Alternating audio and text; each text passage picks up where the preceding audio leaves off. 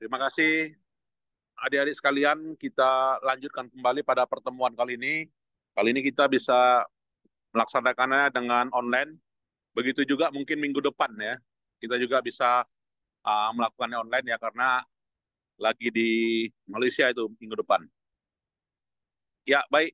Jadi hari ini kita lihat ya bagian dari kalau saya lihat dari materinya adalah perencanaan audit ya. Jadi kalau dia perencanaan audit dalam audit kecurangan gitu ya, itu merupakan bagian dari metodologi pemeriksaan gitu ya. Jadi bicara metodologi pemeriksaan dalam perencanaan gitu ya, maka dalam hal ini peserta diharapkan dapat menjelaskan tahapan metodologi pemeriksaan atas laporan keuangan yang disusun dengan akuntansi basis akrual penuh. Dan peserta dapat memahami dan menjelaskan tahapan perencanaan, kemudian tahapan pelaksanaan, dan juga tahapan laporan. Nah, ini ya. Nah, jadi yang berbicara yang namanya pemeriksaan keuangan dalam konteks, dalam hal ini adalah terutama dalam konteks Undang-Undang Nomor 15 Tahun 2004 ya tentang lingkup pemeriksaan BPK gitu ya. Nah, ini adalah pemeriksaan yang bertujuan untuk memberikan keyakinan yang memadai atau reasonable assurance apakah laporan keuangan telah disajikan secara wajar ya dalam hal yang material sesuai dengan prinsip akuntansi. Nah, itu esensinya gitu ya. Dan pemeriksaan keuangan dilakukan oleh BPK dalam rangka memberikan pernyataan ya mengenai kewajaran gitu ya. Nah, bicara tahapan perencanaan pemeriksaan gitu ya. Nah, ini kalau kita melihat dari slide yang saya tampilkan gitu ya, itu ada beberapa tahapan gitu ya. Jadi ada 9 tahapan. Tahapan yang pertama adalah tahapan pemahaman tujuan pemeriksaan dan harapan penugasan ya. Kemudian yang kedua itu adalah pemahaman entitas dan praktik bisnis. Kemudian yang ketiga itu adalah pemahaman hasil pemeriksaan sebelumnya.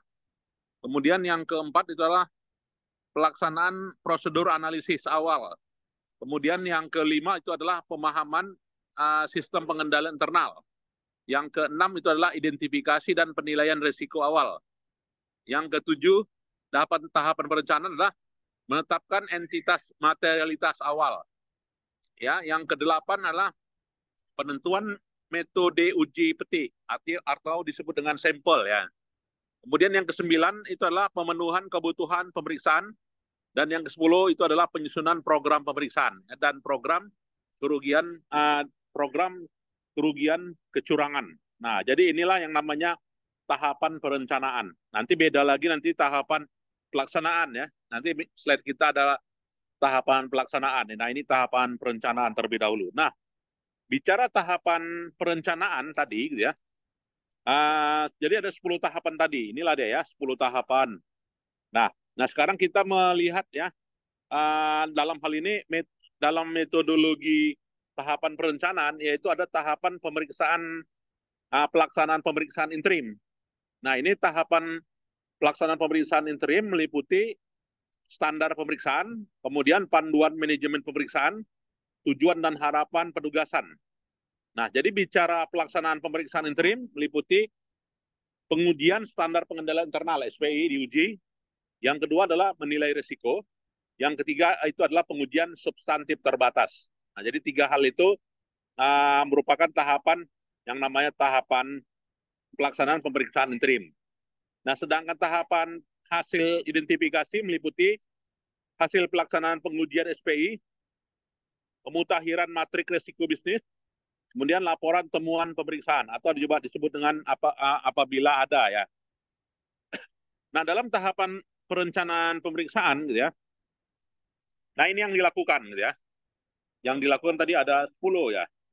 Ya, ada 10 mulai dari tahapan pemahaman sampai pada tahapan penyusunan program pemeriksaan gitu ya. Dan dari tahapan yang pertama kita bahas yaitu memahami tujuan. Nah, jadi bicara memahami tujuan, maka nanti kita bicara aspek regulasi ya. Jadi pahami dulu regulasinya. Nah, jadi regulasinya itulah sebagai bahan penelaah yang merupakan bagian dari pemahaman tujuan pemeriksaan.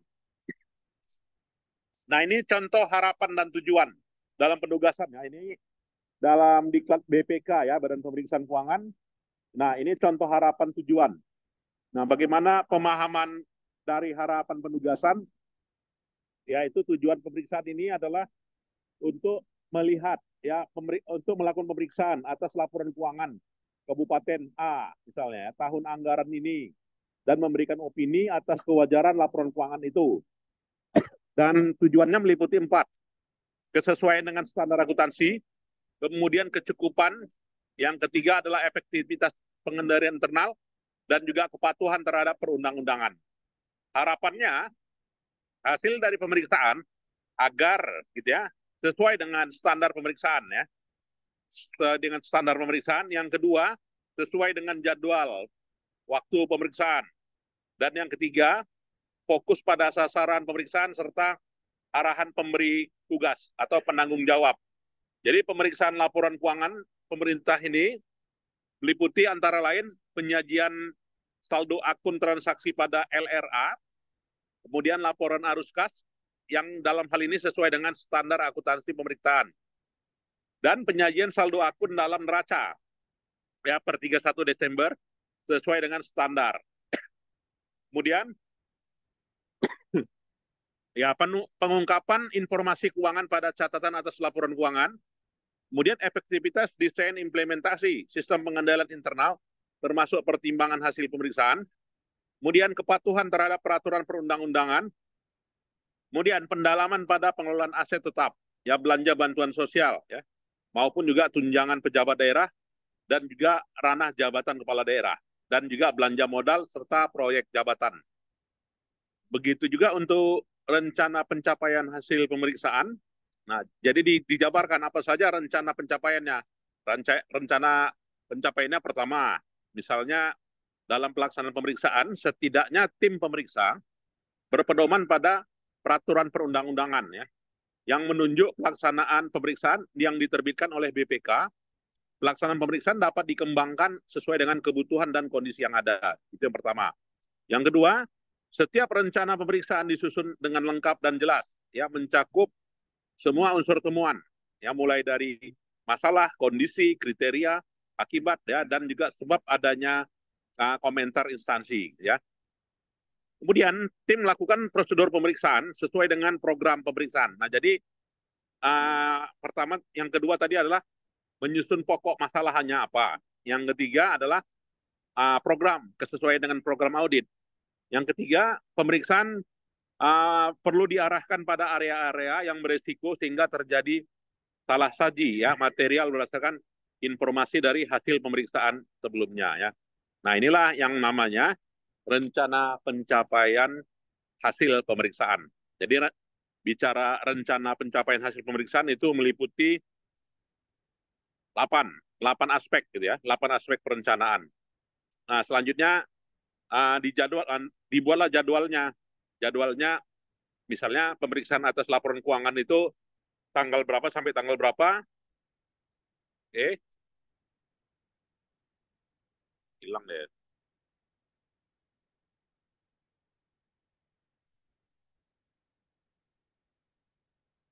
Oke.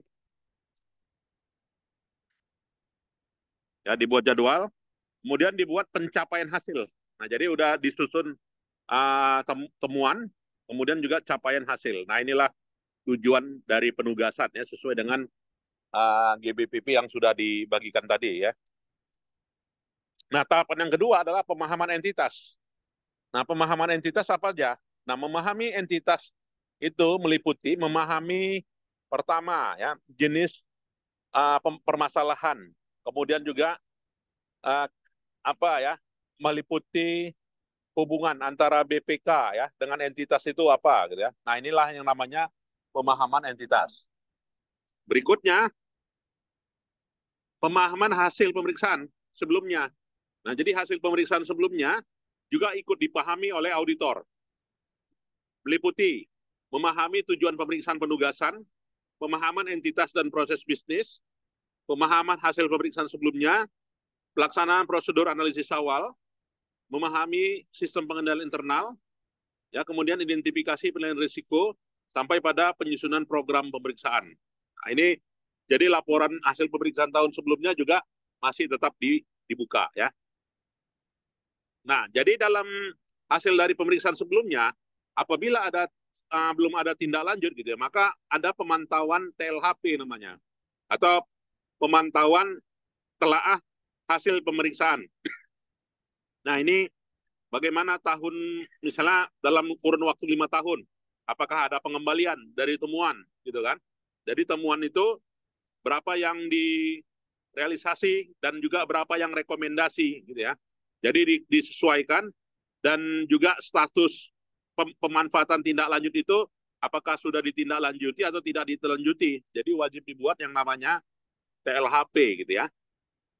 Kemudian juga di dalam tahapan perencanaan pemeriksaan, ini ada pelaksanaan prosedur analisis awal. Nah, jadi tahapan prosedur analisis awal meliputi apa saja? Ya, memahami SPKN, atau apa itu SPKN? Sistem Pemeriksaan Keuangan Negara. Kemudian memahami SA, Standar Audit, SPAP. SPAP itu apa? Standar Pemeriksaan Akuntan Publik. Kemudian memahami juklak pemeriksaan, ya, dan juga panduan pelaksanaan pemeriksaan. Nah, dalam perencanaan pemeriksaan juga, di sini dilakukan analisa yang namanya analisa vertikal ya, dan juga analisa horizontal. Nah, analisa vertikal itu dan horizontal itu analisa yang bagaimana?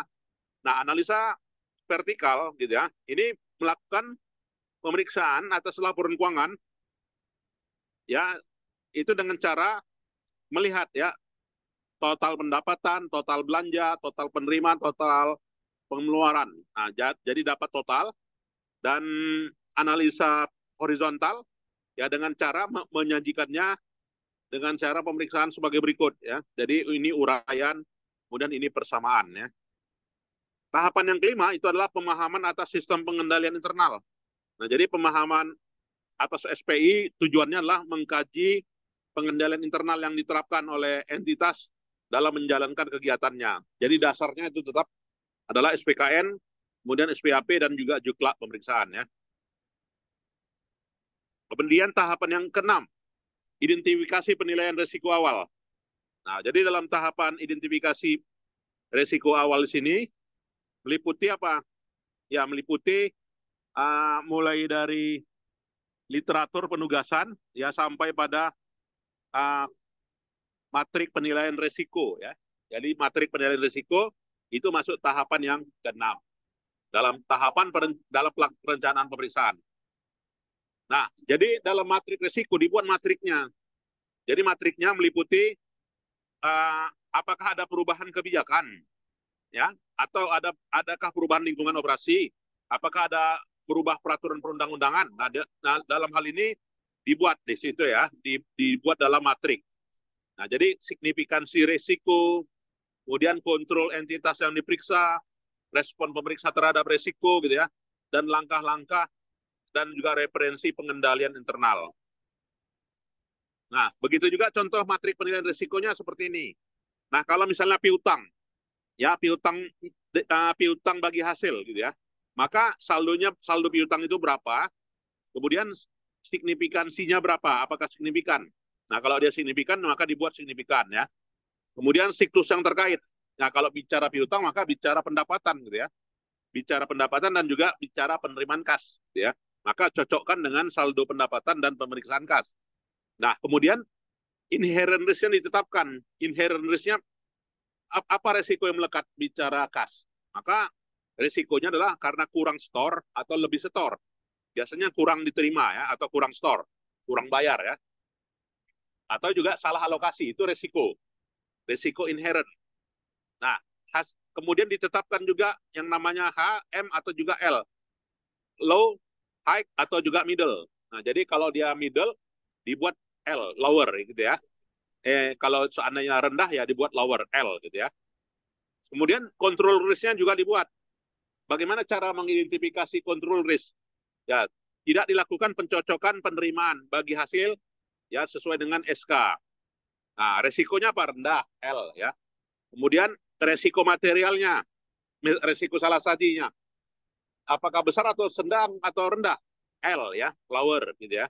Kemudian detection risk rendah L gitu ya. Sehingga strategi dihubungkan dengan strategi pemeriksaan.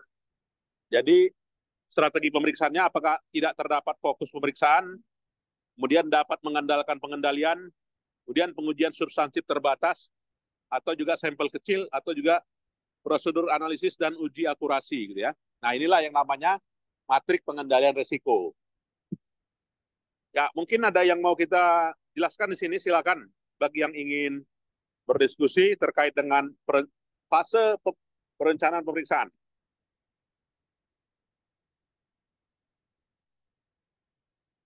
Ya, lanjut ya.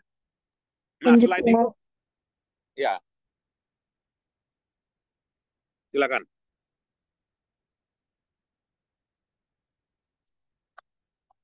Ya, begitu juga pos-pos lainnya. Nah, yang pos-pos lainnya yang signifikan lah ya. Selain dari piutang tadi adalah belanja tak terduga ya. Kalau perusahaan beban gitu kan. Piutang beban gitu ya. Tapi kalau di sektor pemerintahan dia belanja, belanja tak terduga. Jadi saldonya berapa? Saldonya signifikan enggak? Jika signifikan dibuat di matrik ya. Kemudian siklus yang terkait belanja dan pengeluaran kas. Kemudian identifikasi awalnya adalah kesalahan alokasi ya. Kemudian resikonya menengah, rendah atau tinggi, M, menengah gitu ya. Kemudian tidak terdapat pemantauan atas ketertiban administrasi pengeluaran belanja ya. Kemudian juga menengah ya. Kemudian juga dan dan dihubungkan nanti dengan strategi pemeriksaan ya. Jadi pengujian substantif tidak terlalu mendalam ya. Pilih apakah mengutamakan substantif saldo atau juga memperbanyak sampel atau juga melakukan prosedur analisa ya, dan juga keakuratan yang difokus yang tetap harus dilakukan ya. Nah, inilah adik-adik sekalian terkait dengan matrik, contoh matrik penilaian risiko ya. Nah, tahapan perencanaan berikutnya adalah tahapan yang ketujuh, penetapan batas materialitas. Nah, meliputi apa saja itu tahapan batas materialitas? Tahapan ini meliputi materialitas perencanaan. Nah, material atau tidak material, TM atau PM, gitu kan? Kalau dia PM, maka materialitas secara keseluruhan. Kalau dia TM, materialitas untuk golongan menengah, gitu ya. Nah, inilah yang namanya menentukan batas materialitas awal ya. Jadi masuk itu pada fase perencanaan pemeriksaan yang ketujuh ya. Nah, contoh matrik penilaian materialitas gitu ya. Nah, dibuat matriknya sebagai berikut. Dasar penetapan materialitas adalah berdasarkan total belanja ya, di mana Pemda merupakan Pemda yang baru berusia 5 tahun gitu ya, baru dimekarkan, yang menunjukkan bahwa Pemda itu sedang dalam taraf meningkatkan uh, pembangunan infrastruktur, sehingga Pemda itu banyak melakukan pembangunan infrastruktur, ya kan? Dan pengeluaran belanja yang cukup besar ya, sehingga layak untuk dijadikan dasar penetapan materialitas. Nah, berapa ditetapkan materialitasnya? Gitu kan? Nah, jadi selanjutnya ditetapkan nilai materialitasnya. Kemudian opini tahun lalu apa? WDP. Maka AR-nya berapa? Materialitasnya 3%. Pak Pemda ini belum melakukan langkah-langkah perbaikan ya sebagai tindak lanjut rekomendasi BPK pada pemeriksaan tahun sebelumnya ya. Nah, kemudian juga menentukan materialitas, maka materialitasnya sebesar 10 miliar ya. Jadi 10 miliar itulah diinterpretasi secara kuantitatif ya sebesar 10 miliar ya, yang mempunyai arti bahwa apabila terdapat nilai salah saji atas akun dalam laporan keuangan yang lebih tinggi dari 10 miliar, maka akun tersebut mengandung salah saji yang materialitas ya. Dan apabila nilai salah sajinya kurang dari 10 miliar, maka akun tersebut tidak mengandung salah saji yang materialitas. Nah, itulah tahapan yang ini ya, tahapan yang ketujuh. Tadi ada 10 tahapan ya. Berikutnya, nah ini contoh materialitas ya, dalam pemeriksaan BPK gitu ya, dialokasikan ya resiko materialitas itu pada masing-masing akun. Nah, ini kalau kita lihat terhadap piutang, terhadap persediaan ya, materialitasnya ditentukan. Nah, ditentukan sebagai berikut. Ya, jadi setiap akun itu dapat diidentifikasi ya resiko materialitasnya. Kemudian tahapan yang ke-8 adalah penentuan metode uji petik. Nah, jadi bicara penentuan metode uji petik adalah metode sampel ya. Apakah sampel substantif, apakah sampelnya menggunakan uh, statistik atau juga probabilistik ya. Jadi dalam penentuan sampel kita bisa pendekatannya probabilistik atau juga pendekatannya non probabilistik gitu ya. Nah, ini tahapan yang ke-8 dalam tahapan perencanaan. Nah, pemilihan sampel itu juga metodenya ya dalam ya kalau kita ambil mata kuliah statistik ya, pengantar statistik gitu ya. Itu ada kalau uji pengendalian dan uji substantif ya. Itu adalah uji atribut, uji variabel gitu ya. Nah, kalau uji petiknya menggunakan fixed sample size gitu ya, maka hasil dari penilaian itu adalah penilaian ada dari SPI itu adalah rendah ya. Kalau menggunakan metode sekuensial, nah nilai awal rupiahnya lebih rendah, artinya SPI-nya lebih efektif, maka menggunakanlah metode sekuensial. Kalau jika metode discovery, nilai awal rupiah sangat rendah, dengan kata lain SPI-nya sangat efektif. Nah, uji substantif nantinya menggunakan metode, apakah metode unstratified per mean unit, atau juga stratified mean per unit, atau metode difference estimation, atau juga metode ratio estimation, atau juga metode monetary unit sampling. Nah, itulah tahapannya. Berikutnya, tahapan yang ke-9, yaitu pemenuhan kebutuhan pemeriksa. Nah, jadi tahapan pemenuhan kebutuhan pemeriksa mengevaluasi gitu ya dari hasil pelaksanaan perencanaan tadi gitu ya, apakah sudah dapat memenuhi pemenuhan kebutuhan pemeriksa. Nah, itu. Dan tahapan yang terakhir adalah tahapan yang ke-10, menyusun program pemeriksaan kegiatan tersebut ya. Jadi menyusun menelaah program meliputi mulai dari jenis pemeriksaan keuangan ya sampai kepada apa ya tujuan ya. Nah, tujuannya. Nah, itulah ya yang namanya fase perencanaan.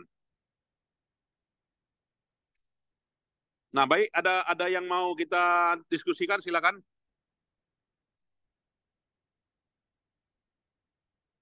Baik ya, kalau tidak ada saya kira itu saja dulu dan nanti video rekamannya saya share ya. Terima kasih, selamat siang. Assalamualaikum warahmatullahi wabarakatuh. Waalaikumsalam Waalaikumsalam, warahmatullahi wabarakatuh. Pak. Makasih, Pak. Ya, baik adik-adik sekalian boleh meninggalkan ruangan. Terima kasih. Ya, baik. Makasih ya, Pak.